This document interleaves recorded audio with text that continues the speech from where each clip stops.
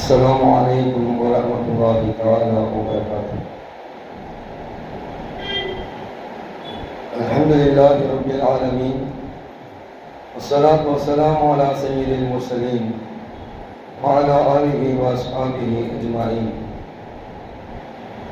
قال الله تعالى في القرآن العظيم وفي الفرقان المجيد: أعوذ بالله من الشيطان الرجيم، بسم الله الرحمن الرحيم.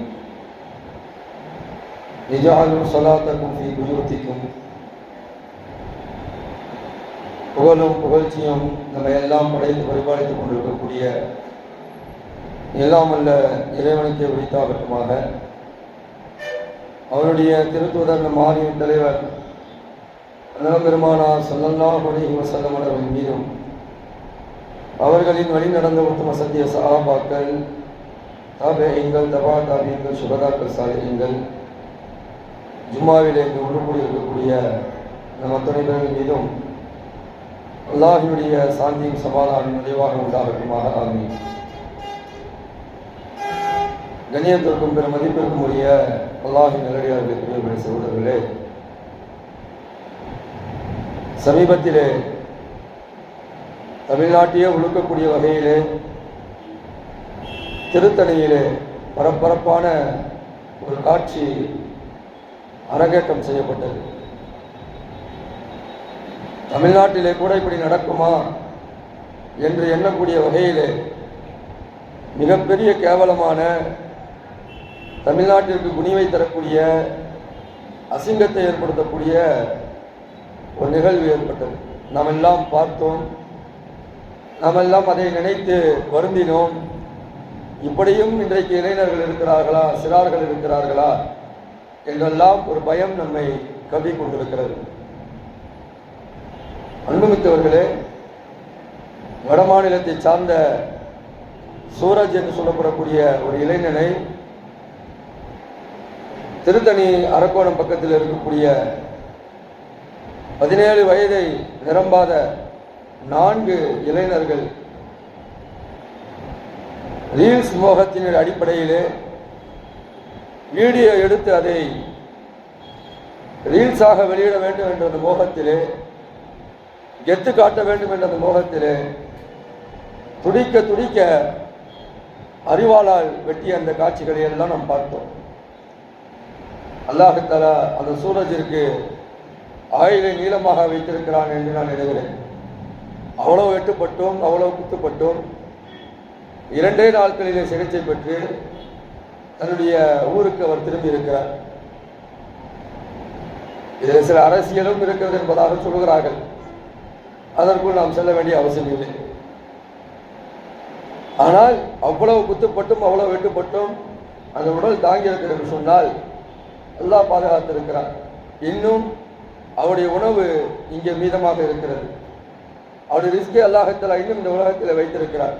அதனால் அவ்வளவு வெட்டுப்பட்டும் அவர் காப்பாற்றப்பட்டிருக்கிறார்.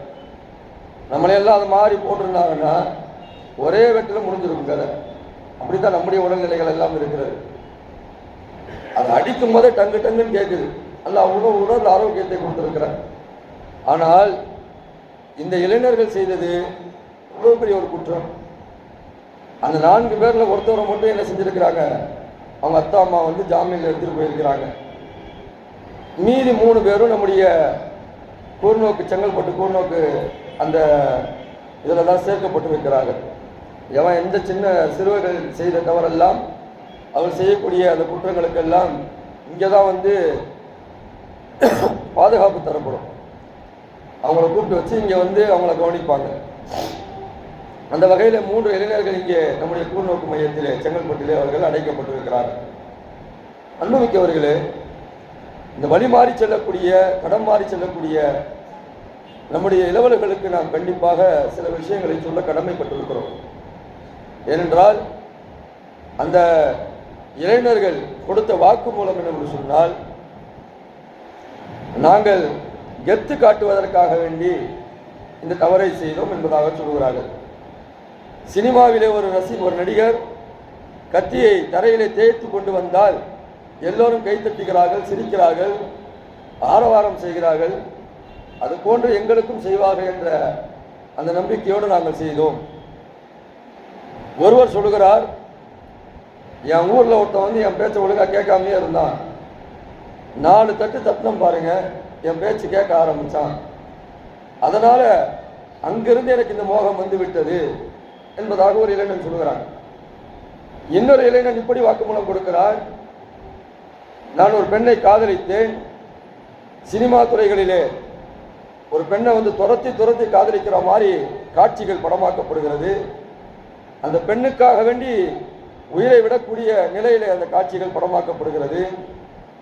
சில நேரங்களிலே அந்த பெண்ணையே என்ன செய்யக்கூடிய தாக்கக்கூடிய வகையில் காட்சிகள் படமாக்கப்படுகிறது. அப்படி நானும் ஒரு பெண்ணை காதலித்தேன், அவள் என்னை ஏற்றுக்கொள்ளவில்லை, ஆனால் துரத்தி துரத்தி காதலித்தேன்.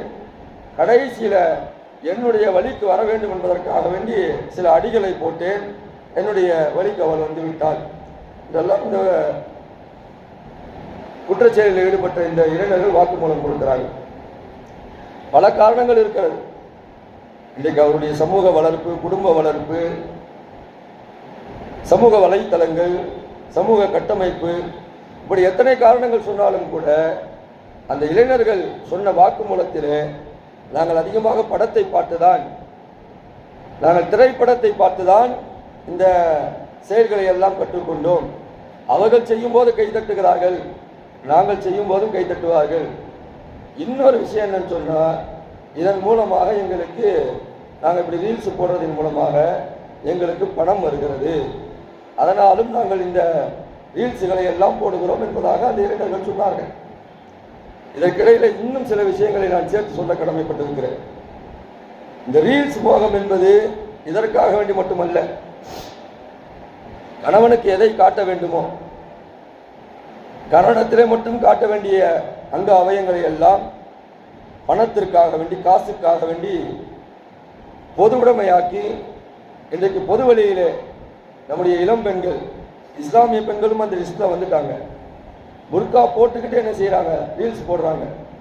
புர்கா போட்டாலும் கூட, பர்தா போட்டாலும் கூட அவருடைய அங்க அவயங்கள் எல்லாம் அந்த வீடியோக்களில் மிக தெளிவாக தெரியக்கூடிய வகையிலே போட்டால் தான் லைக் அதிகமாக வருகிறது, போட்டால் தான் அதிகமாக கமெண்ட் வருகிறது, அதனால் அவர்களுக்கு பணம் வருகிறது. இந்த மோகம் எல்லாம் மற்ற சகோதரிடத்தில் இருந்தது. ஆனால் இன்றைக்கு நம்முடைய இஸ்லாமிய சகோதரிடத்திலையும் அந்த நோய் ஒரு தொற்றாக தொட்டு கொண்டிருக்கிறது. நிறைய ரீல்ஸுகள், இன்ஸ்டாகிராம், ஃபேஸ்புக்கு, இன்னும் என்னென்னமோ இருக்கு. நமக்கு தெரிஞ்ச இந்த 2 தான். இதெல்லாம என்னென்னமோ சொல்றாங்க, எதுவோ இருக்கு, அதிரத்து நிறைய இருக்கு. அதிரத்து உள்ள போனீங்கன்னா அவ்வளவுதான். சமூக வலைத்தளங்கள் வந்து நல்லதற்கும் பயன்படுகிறது, கெட்டதற்கும் பயன்படுகிறது. சில நேரங்களில் சமூக வலைத்தளங்களிலே இவர் காணவில்லை என்று பதிவு செய்கிறார்கள், அவரை நம்முடைய பள்ளிவாசலிலே பார்த்திருப்போம், அப்படின்னு நடந்திருக்கிறது. தொடர்ந்து பார்க்கிறோம், இவர் காணவில்லை என்பதாக போட்டிருக்கிறாங்க. அப்படியே பார்த்தா மகரிபில் தான் அந்த பையன் தொழுதுட்டு இருக்கிறாரு. அப்படி பிடிச்சவங்க அத்தா மட்டும் ஒப்படைச்சோம். இப்படி நல்ல விஷயங்கள் நிறைய நடக்கிறது. நல்லதற்கு துணை நிற்க வேண்டும், தீயதற்கு என்ன செய்யக்கூடாது, சமூக வலைத்தளங்களை நாம் ஒருபோதும் பயன்படுத்தி விடக்கூடாது. இப்படி நிறைய தகவல்கள் என்ன செய்யப்படுகிறது என்று சொன்னால், இந்த சமூக வலைத்தளங்களிலே இந்த கொலை குற்றங்கள் மட்டுமல்ல, ஆபாச குற்றங்களும் இன்றைக்கு என்ன செய்கிறது, அதிகமாகி கொண்டிருக்கிறது.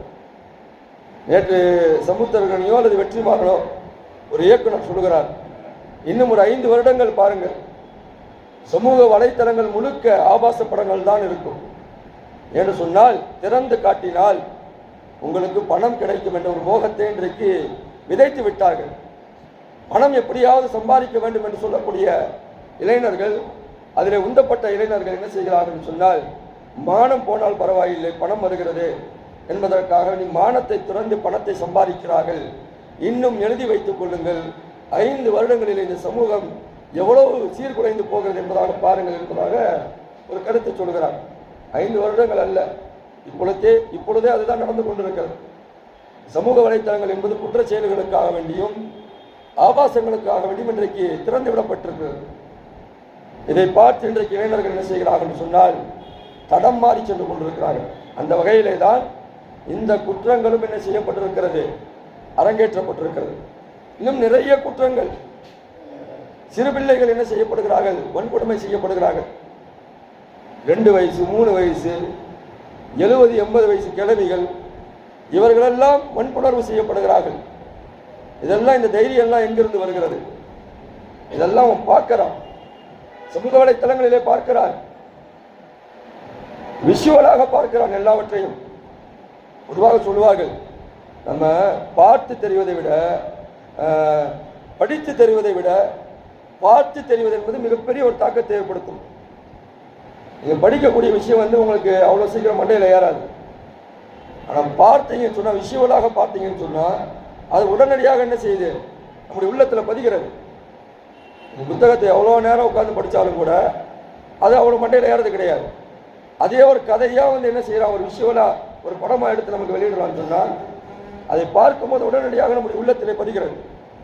அப்படித்தான் இந்த இளைஞர்களுடைய உள்ளத்திலே இன்றைக்கு ஆபாசங்களும் கொலை குற்றங்களும் அனாச்சாரங்களும் நிறைய தீமைகளும் என்ன செய்யப்படுகிறது சொன்னால் படமாக காட்சியாக காட்டப்படுகிறது. நிறைய திரைப்படங்கள் நடிகர்கள் செய்யக்கூடிய அந்த தவறுகளை எல்லாம் ஹீரோயிசமாக இவர்கள் நினைத்துக் கொண்டு என்ன செய்கிறார்கள், அதை போன்று நாமும் செய்ய வேண்டும், நாமும் அதை போன்று நிறைய பாராட்டுகளை பெற வேண்டும் என்பதாக அவர்கள் நடித்த அந்த படத்திலே வரக்கூடிய பிஜிஎம் அதை பின்னாடி போட்டுக்கிட்டு அந்த ரீல்ஸை போட்டுக்கிட்டு அவன் நடந்து வரக்கூடிய அவன் செய்யக்கூடிய அந்த செயல்கள் எல்லாம் அவனுக்கு சமூக வலைத்தளங்களில் வேண்டுமானால் லைக்கை தரலாம், கமெண்டை தரலாம், ஷேரை தரலாம். ஆனால் அன்புமிக்கவர்களே, அல்லாஹ்விடத்திலே ஒருபோதும் அந்த விருப்பம் ஏற்படாது. அல்லாஹ் தஆலா ஒருபோதும் நம்மை விரும்ப மாட்டான். அல்லாஹ் ஒருபோதும் நம்ம லைக் செய்ய மாட்டான். அல்லாஹ் தஆலா நம்மை விரும்பவே மாட்டான். ஆகையால் அதில் கவனமாக இருக்க வேண்டும். நம்முடைய இளம் பிள்ளைகளுக்கு நாம் சொல்லிக் கொடுக்க வேண்டும், குறிப்பாக பெண் பிள்ளைகளுக்கு சொல்லிக் கொடுக்க வேண்டும். நிறைய வீடியோக்கள்ங்க, ஃபேஸ்புக்கெல்லாம் போகவே முடியல. நம்மளாம் ஒரு காலத்தில் இதற்காக வேண்டி கூகுளை சர்ச் பண்ணுவோம், சில விஷயங்களை தேடுவதற்காக வேண்டி. ஆனால் இன்னைக்கு சர்ச் பண்ண உள்ளே போனாலே அவன் ஒன்று ஏற்கனவே சர்ச் பண்ணி வச்சிருக்கிறான். திறந்தாலே ஆபாசங்கள் வருகிறது, திறந்தாலே என்னென்னமோ வருகிறது. சரி கொஞ்சம் தொட்டு பார்ப்போமேன்னு உள்ளே போகிறான், அவ்வளோதான் முடிஞ்சு போச்சு வாழ்க்கை. கொஞ்சம் தொட்டு பார்ப்போம் அப்படின்னு உள்ளே போகிறான், அப்படியே அவனுடைய வாழ்க்கை வீணாகி போய்விடுகிறது. ஷைத்தான் இருக்கான் பார்த்தீங்களா, தேனை தொட்டு வைப்பான், அவ்வளோதான் அவனுடைய வேலை. தேனை தொட்டு வச்சுட்டு போயிடுவான். அதற்கு பிறகு நடைபெறக்கூடிய குற்றங்கள் எல்லாம் நம்மின் மூலமாகத்தான் ஏற்படும். பழனி பாபா அவர்கள் அழகாக ஒரு உதாரணத்தை சொல்லுவார்கள். ஒருத்தர் என்ன செய்கிறாருன்னு சொன்னால், ஒரு ஸ்வீட் கடைக்கு தன்னுடைய நாயை கூப்பிட்டு போகிறாரு. அங்கே பார்க்குறாரு, ஜிலேபி வாங்குறதுக்காக பார்க்குறாரு. ஜிலேபியில் ஜீரா இருக்கும் பார்த்தீங்களா, அதை எடுத்து கொடுக்கும்போது அந்த ஜிலேபியினுடைய ஜீராவை கொஞ்சம் என்ன செய்கிறாரு, இப்படி தெளித்து விடுறாரு அந்த கடைக்காரர். அது அந்த கடையினுடைய அந்த செவற்றில் படுகிறது. அந்த ஜீராவை சாப்பிட்றதுக்காக வேண்டி ஒரு பல்லி வருகிறது. அந்த பல்லியை சாப்பிட்றதுக்காக வேண்டி ஒரு எலி வருகிறது. அந்த எலியை பிடிக்கிறதுக்காக வேண்டி ஒரு பூனை வருகிறது. அந்த பூனையை பிடிக்கிறதுக்காக வேண்டி ஒரு கையில் நாய் வச்சுருந்தார் பார்த்தீங்களா. இந்த நாய் தவுது கடை மேலே போய் விழுந்து கடைக்காரன் அதை அடிக்க, கடைசியில் கடை சுக்குநூறாக உடஞ்சி கடைக்காரனுக்கும் வந்திருந்த அந்த வாடிக்கையாளருக்கும் மத்தியில் சண்டை ஏற்பட்டு கோர்ட்டு வரைக்கும் கேஸ் போயிடுச்சு. என்ன நடந்துச்சு, அந்த ஜீரா மட்டும் தெளிக்கப்பட்டிருக்கிறது. அந்த ஜீராவினால் இவ்வளோ பெரிய குற்றங்கள். அதே போன்றுதான் சமூக வலைத்தளங்களிலேயும் சரி, நம்முடைய வாழ்க்கையிலையும் சரி, ஷைத்தான் தேனை தொட்டு வைத்து விடுவான். நம்ம கொஞ்சம் உள்ளே போய் பார்ப்போம் அப்படின்னு சொல்லிட்டு உள்ளே போய் பார்த்தோம்னு சொன்னால் நம்முடைய வாழ்க்கையே வீணாகிவிடுகிறது. அது போன்றுதான் இன்றைக்கு இந்த குற்றச்செயலில் ஈடுபட்டிருக்கக்கூடிய நம்முடைய இளைஞர்கள் உண்மையிலேயே அவர்கள் பாதுகாக்கப்பட வேண்டியவர்கள். இளம் சமுதாயம் பாதுகாக்கப்பட வேண்டிய சமுதாயம். நாளைய இந்தியாவுடைய எதிர்காலம் அவர்கள் என்பதாக நாம் சொல்லுகிறோம். இன்றைக்கு நம்முடைய வாழ்க்கையெல்லாம் கடந்து போய் இன்னும் சில காலங்களிலே நாம் இந்த உலகத்தை விட்டு பிரிந்து சென்று விடுவோம். நமக்கு பின்னால் இந்த இஸ்லாத்தையும் ஈமானையும் இந்த உலகத்தில் நிலைநாட்டக்கூடியவர்கள் நம்முடைய பிள்ளைகள், நம்முடைய இளம் சிறார்கள், நம்முடைய இளம் தலைமுறையினர்கள். அவர்களை சரியான வழியிலே வார்த்தெடுக்க வேண்டும், சரியான விஷயங்களை போதிக்க வேண்டும். அன்புமிக்கவர்களே, படம் பார்ப்பது என்பது, சினிமா பார்ப்பது என்பது அது ஒரு மோகம். அதுவெல்லாம் ஒரு காலகட்டத்தில் பார்த்திருக்கலாம். ஆனால் நமக்கென்று ஒரு குடும்பம் இருக்கிறது, நமக்கென்று பிள்ளைகள் இருக்கிறார்கள், மனைவி மக்கள் இருக்கிறார்கள் என்பதையெல்லாம் நாம் உணர வேண்டும். அதை உணர்ந்தோம் என்று சொன்னால் கண்டிப்பாக இது மாதிரியான தீய செயல்களுக்கு எந்த காலகட்டத்திலையும் நாம் போக மாட்டோம். புதுப்படம் ரிலீஸ் ஆகுதா, ஃபர்ஸ்ட் ஷோ பார்க்கணுன்றதுக்காக வேண்டி நம்முடைய இளம் தலைமுறையினர் என்ன செய்கிறார்கள் சொன்னால், எவ்வளவு ஆயிரமானாலும் சரி காசை கொடுத்து என்ன செய்கிறான், அந்த படத்தை பார்க்கறதுக்காக வேண்டி 5000 கேட்டால் கூட கொடுக்க தயாராக இருக்கிறான். பள்ளிவாசலுக்காக வேண்டி நீங்கள் ஒரு 100 ரூபாய் கேட்டு பாருங்க, என்ன 100 ரூபாய் அதிகமாக இருக்குது, ஒரு 200 ரூபா கேட்டு பாருங்க, 200 ரூபா கேட்குறீங்க பள்ளிவாசலுக்கு, அப்படி என்ன பள்ளிவாசல் இருக்குது, இப்படிதானே கேட்குறோம். இதே நம்முடைய வீட்டில் கேபிள் டிவிக்கும் சரி, சினிமா துறைகளுக்கும் சரி, நம்முடைய இன்டர்நெட்டுக்கும் சரி, பெண்கள் பயன்படுத்தக்கூடிய அந்த பூச்சிகளுக்கும் சரி, இதற்கெல்லாம் எவ்வளோ லட்சம் செலவிடப்படுகிறது தெரியுமா? டெய்லியும் கொஞ்சம் நஞ்செல்லாம் கிடையாது. ஒரு பெண் தன்னை அலங்கரித்து வெளியே வர வேண்டும் என்று சொன்னால் தலையிலிருந்து கால் வரைக்கும் என்னென்ன பூச வேண்டுமோ அத்தனையும் பூசுகிறார்கள். ஒன்று சாதாரண ரேட்டெல்லாம் கிடையாது, எல்லாம் ஹை ரேட்டு. இதெல்லாம் எதை பார்த்து வாங்குறாங்க?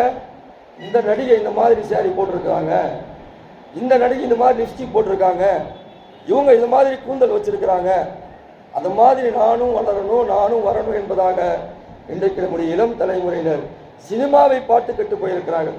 அன்புமிக்கவர்களே, நன்றாக கவனித்துக் கொள்ளுங்கள். நம்முடைய மார்க்கம் என்பது, நம்முடைய இஸ்லாம் என்பது இந்த உலகத்தோடு முடிந்துவிடக்கூடிய ஒரு மார்க்கம் அல்ல. இது தெளிவாக நம்முடைய உள்ளத்திலே நாம் பதிய வைத்துக் கொள்ள வேண்டும். இந்த உலகத்தோடு நம்முடைய வாழ்க்கை முடிவு போவதல்ல, மறு உலகம் ஒன்று இருக்கிறது. அந்த மறு உலகிலே கேள்வி கணக்கு இருக்கிறது. இந்த உலகத்திலே நீ என்ன நன்மை செய்தாய், என்ன தீமை செய்தாய், எல்லாவற்றுக்கும் கணக்குகள் கேட்கப்படும். நன்மைகள் செய்தால் சொர்க்கம், தீமைகள் செய்தால் நரகம். தெளிவாக்கப்பட்டு விட்டது. 2 பாதைகளுக்கும் நமக்கு தெளிவாக்கப்பட்டு கொடுக்கப்பட்டிருக்கிறது. நீ எந்த வேலை போக போற, நல்ல வழியிலையா கெட்ட வழியிலையா, 2ஐயும் அல்லாஹ் தஆலா நம்முடைய உயிரிலும் மேலான நாயகம் பெருமானார் ஸல்லல்லாஹு அலைஹி வஸல்லம் மூலமாக தெளிவுபடுத்தி விட்டார். நல்ல பாதை எது, கெட்ட பாதை எது என்பதாக தெளிவுபடுத்தி விட்டார். நாம் தேர்ந்தெடுக்கக்கூடிய பாதை நல்ல பாதையாக இருக்க வேண்டும், சொர்க்கத்தின் பாதையாக இருக்க வேண்டும், நரகத்தின் பாதையாக இருந்துவிடக்கூடாது. இதில் ரொம்ப கவனமாக இருக்க வேண்டும். இன்றைக்கு இந்த சினிமா, இந்த படங்கள், இந்த காட்சிகள், இந்த ரீல்ஸுகள், இந்த வலைத்தளங்கள் எல்லாம் நாளை கபரில் வந்து நமக்கு சாட்சி சொல்லாது. அன்புமிக்கவர்களே, கபரில் வந்து நமக்கு சாட்சி சொல்லாது. நாம் இந்த உலகத்திலே தொழுதை தான் சாட்சி சொல்லும், நாம் மோதிய குர்ஆன் தான் சாட்சி சொல்லும், நாம் செய்த நல்ல அமல்கள் தான் கபரில் வந்து நமக்கு சாட்சியாக நிற்கும். தீமைகள் செய்தோம் என்று சொன்னால், தவறுகள் செய்தோம் என்று சொன்னால், நம்மை அந்த தவறுகள் இந்த உலகத்திலேயும் தவறான மனிதனாக காட்டும், அல்லாஹ்விடத்திலேயும் தவறான மனிதனாக காட்டும். அதனால் நம்முடைய பிள்ளைகளை வார்த்தெடுக்க வேண்டிய, நம்முடைய பிள்ளைகளுக்கு நல்ல ஒழுக்கங்களை சொல்லிக் கொடுக்க வேண்டிய மிகப்பெரிய முக்கிய பொறுப்பு பெற்றெடுத்த ஒவ்வொரு பெற்றோருக்கும் இருக்கிறது. அதிகம் கவனம் செலுத்துங்கள், அதிகம் கவனம் செலுத்துங்கள். பிள்ளைகளுக்கு நல்லொழுக்கத்தை சொல்லிக் கொடுங்கள். சுல்லல்லாஹு அலைஹி வஸல்லம் சொன்னார்கள், நான் ஏற்கனவே சொன்னது மாதிரி விஷுவல் என்பது ஒரு மனிதனுடைய உள்ளத்தில் வந்து மிகப்பெரிய ஒரு தாக்கத்தை ஏற்படுத்தும். இந்த விஷுவல்லாம் அருமை நாயகம் ஸல்லல்லாஹு அலைஹி வஸல்லம் அவர்கள் 1400 வருடங்களுக்கு முன்பாக சொல்லிவிட்டு சென்று விட்டார்கள். உங்களுடைய பிள்ளைகளுடைய உள்ளத்தில் உங்களை பற்றிய நன்மதிப்பு வர வேண்டும் என்று சொன்னால், உங்களை பற்றிய நல்லெண்ணங்கள் வர வேண்டும் என்று சொன்னால், நீங்கள் உங்களுடைய இல்லங்களிலே சரியான மனிதனாக காட்டிக்கொள்ளுங்கள், நல்ல மனிதனாக நீங்கள் வீட்டிலே இருங்கள் என்று சொன்னால், நீங்கள் வீட்டில் எப்படி இருக்கிறீர்களோ அதைத்தான் அந்த பிள்ளைகள் பார்க்கிறார்கள்.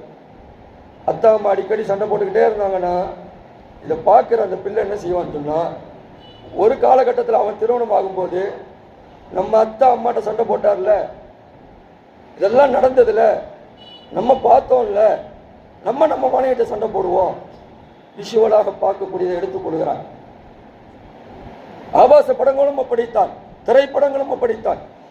அதனால ரசூலுல்லாஹ் சொன்னாங்க, இஜ்அலு ஸலாத்தக்கும் ஃபீ புயூத்திக்கும், நீங்கள் ஃபர்லு தொழுகைக்கு பள்ளிவாசலுக்கு வர்றதுக்கு முன்னாடி நஃபிலான தொழுகையை வீட்டில் தொழுது கொள்ளுங்கள். ரசூலுல்லாஹ் சொன்னாங்க, நஃபிலான தொழுகையை வீட்டில் தொழுவது சுன்னத்து. நம்ம தொழுவது நஃபிலு, ஆனால் அதை வீட்டில் தொழுவது சுன்னத்து. பெருமானார் ஸல்லல்லாஹு அலைஹி வஸல்லம் அவர்கள் நஃபிலான தொழுகைகளை, சுன்னத்தான தொழுகைகளை வீட்டிலே தொழுது விட்டு வந்திருக்கிறாங்க. தொழாத மனைவி கூட கணவன் தொழுகிறானே, தொழாத பிள்ளைகள் கூட நம்முடைய அத்தா தொழுகிறாரே, நம்முடைய அம்மா தொழுகிறார்களே, எவ்வளவு நல்ல ஒரு முன்மாதிரியாக நமக்கு இருக்கிறார்கள்.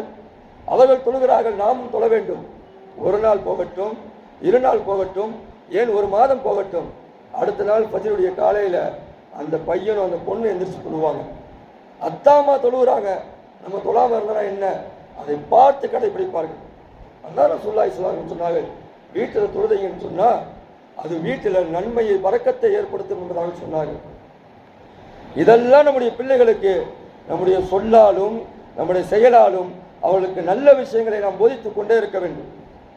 இன்னைக்கு நிறைய பிள்ளைகள்கிட்ட நம்ம கேட்குறோம், நிறைய இளம் தலைமுறை இடத்துல கேட்குறோம், ஏன்டா இந்த தவறு செய்கிறேன்னு கேட்டால், என்னுடைய அத்தா இந்த தவறு செஞ்சுருக்கிறாங்க, என்னுடைய அம்மா இந்த தவறு செய்கிறாங்க, என்ன ஏன் கேட்குறீங்க, நான் இதை பார்த்து தானே வளர்ந்துருக்கிறேன், அசிங்கமான வார்த்தைகளை பேசுகிறாங்க. நான் பல பயான்களில் நேரம் கிடைக்கும் போதெல்லாம் நான் இதை தவறாமல் சொல்வது உண்டு. அசிங்கமான வார்த்தைகளை ஒருபோதும் பயன்படுத்தாதீர்கள். அசிங்கமான வார்த்தை என்பது ஒரு முஃமினுடைய வாயிலிருந்து வரக்கூடாத வார்த்தைகள். நமக்கே கூச்சமா இல்லையா? என்ன மாதிரியான வார்த்தைகளை பேசுகிறோம்? கூச்சமா இல்லை? ரொம்ப மோசமான வார்த்தைகளை எல்லாம் பேசுகிறார்கள் இன்றைக்கு இருக்கக்கூடிய இளம் தலைமுறையினர். காதல கூட கேட்க முடியல, நான் கூசாது, கொஞ்சம் உடம்பு சிலிர்க்காது, இது மாதிரி அருவருக்கத்தக்க ஒரு வார்த்தைகளை பேசுகிறோமே. எப்பேற்பட்ட படைப்பாக அல்லாஹ் இந்த மனித படைப்பை படைத்திருக்கிறார். நம்முடைய வாயிலிருந்து இது மாதிரியான அசிங்கமான வார்த்தைகள் வரலாமா? இதெல்லாம் நம்ம சிந்திக்கணும். இந்த சிந்தித்தோம் என்று சொன்னால் கண்டிப்பாக நம்முடைய வாழ்க்கை மிகச் சிறப்பாக இருக்கும். அதான் நம்முடைய பிள்ளைகளை சிந்திக்க வைங்க, நம்முடைய இளைஞர்களை சிந்திக்க வைங்க. நல்லது எது கெட்டது என்பதை சொல்லிக் கொடுத்தே இருங்கள். குறிப்பாக நம்முடைய பெண் பிள்ளைகளுக்கு நல்லதை சொல்லிக் கொண்டே இருங்கள். அவள் வார்த்தெடுக்க வேண்டும், அவள் நல்ல முறையில் வளர்த்தெடுக்கப்பட வேண்டும். இதெல்லாம் நம்ம சரியாக செஞ்சுட்டோம்னு சொன்னால் நம்முடைய கபருக்கு நம்ம நன்மை தேடிக்குவோம். நம்ம எல்லாத்தையும் சரியாக செஞ்சுட்டு அடுத்து அவன் தவறான பாதையில் போனான்னு சொன்னால் அது அவனுக்கு அல்லாஹ்வுக்கு மத்தியில் உள்ளது. நம்ம போதிக்க வேண்டியதை போதிக்க வேண்டிய வயசில் போதித்து விட்டோம் என்று சொன்னால், சொல்ல வேண்டியதை சொல்ல வேண்டிய விஷயத்தில் சொல்லிவிட்டோம் என்று சொன்னால், கண்டிக்க வேண்டிய நேரத்தில் அவனை கண்டித்து வளர்த்தோம் என்று சொன்னால் கண்டிப்பாக நம்முடைய பிள்ளைகள் வழி தவற மாட்டார்கள், தடம் மாற மாட்டார்கள், நல்வழியில் இருப்பார்கள். நம்முடைய பிள்ளைகளை முதல்ல பள்ளிவாசலுக்கு அழைச்சிட்டு வாங்க, தொழுகைக்கு அழைச்சிட்டு வாங்க. எத்தனையோ வீட்டில் பெரியவங்க வராங்க பள்ளிவாசலுக்கு, பிள்ளைங்க வர்றது கிடையாது. அப்போ அந்த பிள்ளைகளுடைய சிந்தனைகள் எப்படி இருக்கும்?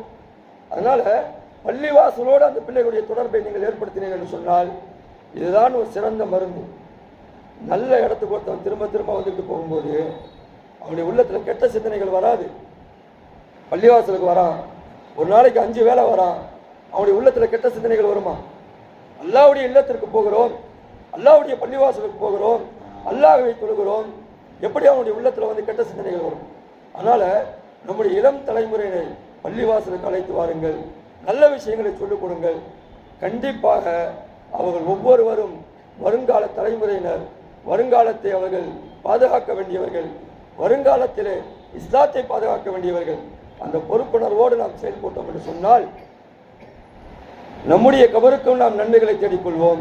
நம்முடைய பிள்ளைகளுடைய வாழ்க்கை மிகச் சிறப்பாக இருப்பதற்குரிய ஒரு வாய்ப்பை ஏற்படுத்தி தருவோம்.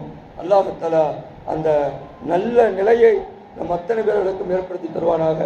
நம்முடைய பிள்ளைகளை ஒழுக்கமுள்ள பிள்ளைகளாக, பெரியவர்களுக்கு கட்டுப்பட்டு நடக்கக்கூடிய பிள்ளைகளாக, இஸ்லாத்தின் பிடிப்புள்ள பிள்ளைகளாக வளரக்கூடிய ஒரு மாபெரும் பாக்கியத்தை தௌஃபீக்கை அல்லாஹ் தஆலா தருவானாக என்று துவா செய்து வார்த்தைகளை நிறைவு செய்கிறேன். வாசுதவானா அல்ஹம்துலில்லாஹி ரப்பில் ஆலமீன்.